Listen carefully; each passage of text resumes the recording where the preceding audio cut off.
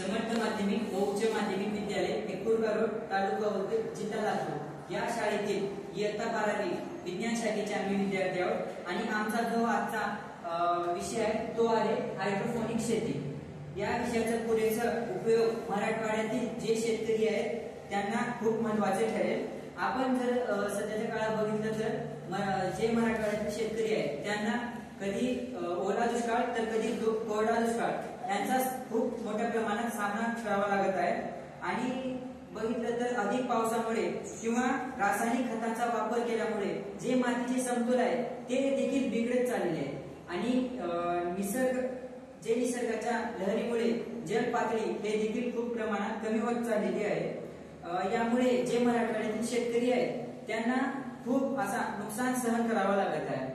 आणि बघितलं तर हायड्रोपोनिक म्हणजे काय असं सविस्तररित्या सांगायचं म्हटलं तर मातीचा उपयोग न करता केलेली शेती म्हणजे हायड्रोपोनिक शेती, ज्यामध्ये फक्त पाणी आणि पोषक तत्वांच्या मदतीने रोप वाढविण्याची आधुनिक पद्धत आहे। रोप वाढविण्याची एक आधुनिक पद्धत आहे। या रोपाचे जे मूळ आहे ते थेट पाण्यामध्ये किंवा नारळाच्या कोरड्या अथवा वाळूमध्ये किंवा परलाईट सारख्या निष्क्रिय माध्यमात ठेवून आपण त्याला आवश्यक पोषण द्रव्ये देऊ शकतो।